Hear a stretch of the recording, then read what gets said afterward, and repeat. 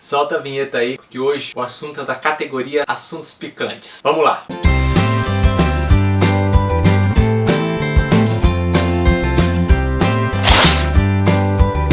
Fala aí, minha gente! Tudo em cima? Tudo beleza, isso. Tudo na raça, tudo na graça. Bom, bem-vindo ao canal, Thiago Marcon, prazer, obrigado por estar aqui.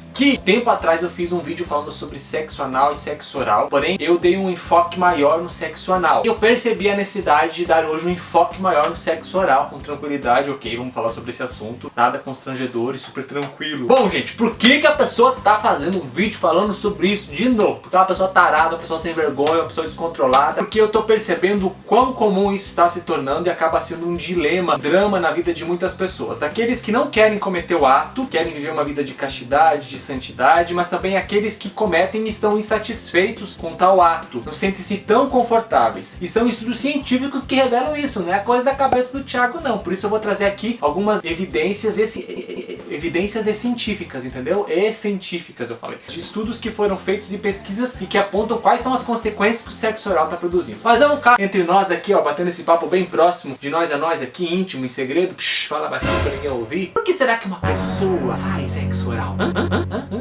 Thiago, pra ter prazer, porque é gostoso, porque é bom. Claro, se fosse ruim ninguém fazia. Será que tal ato causa mais prejuízo ou mais benefício? Benefício? Prejuízo.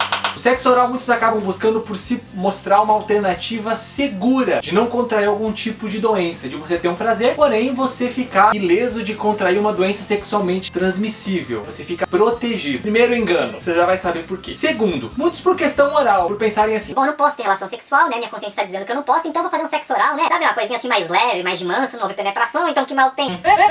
Nada a ver, é uma coisa tranquila. Tem desse também. Ou tem aqueles que querem preservar a sua virgindade, porém não estão aguentando o fogo das suas paixões, dos seus impulsos, e precisam pôr pra fora e precisam sentir prazer, então buscam o sexo oral como uma alternativa e uma opção. Mas é que tá, muita gente quer guardar a sua virgindade, mas fazendo sexo oral não tá percebendo que tá perdendo e se esvaziando na sua dignidade como pessoa. Como assim, Thiago? Que exagero! Veja só, vamos entender por que o sexo oral, ele acaba sempre denigrindo, ele acaba sempre rebaixando alguém. Porque no sexo não existe uma submissão na dignidade. Quando tá tendo um ato sexual, não existe quem é mais e quem é menos. Cada um tem a sua devida importância. Tanto o homem quanto a mulher que estão se relacionando, as duas pessoas ali são dignas. As duas pessoas precisam sim dessa intimidade profunda, nessa comunhão profunda de corpo e de alma. Precisam se satisfazer naquela relação. Mas no sexo oral, a coisa muda. Porque sempre tem alguém que é submisso, o desfavorecido. Por exemplo, aquele que tá fazendo o sexo oral. Quem tá recebendo o ato em si está sendo como o senhor e o seu escravinho está lá submetido fazendo o ato para que o seu senhor tenha algum tipo de prazer. Então há um desfavorecimento, portanto aí a dignidade já começa a ser ferida. E é por isso que o sexo oral ele não constrói nessa situação. Tô falando aqui agora, primeiramente deixa eu abrir um parênteses aqui antes que alguém já esteja escandalizado e pronto para me apedrejar aí nesse vídeo. Dizendo sobre a questão dos casados, que tem o prelúdio, que pode ter. Tô falando para aquele que é solteiro, que tá se guardando, que tá esperando, ok? It's ok? Todo mundo amigo, pai, sem bomba, sem pedras, que para a igreja a dignidade do homem e da mulher é a mesma. Não existe inferior ou superior. Existem diferenças, mas as dignidades são iguais. Que a igreja segue o seguinte princípio: tudo que é natural é moral, o que é antinatural é imoral. E portanto, se é imoral, vai produzir algum prejuízo na vida do indivíduo. Ou se não produzir um prejuízo tão evidente, vai ferir a sua dignidade, não vai realizar a pessoa, vai causar algum tipo de desequilíbrio. Beleza, vamos falar sobre os casados agora, sobre o chamado prelúdio sexual, aquela fase que antecede, antes propriamente dita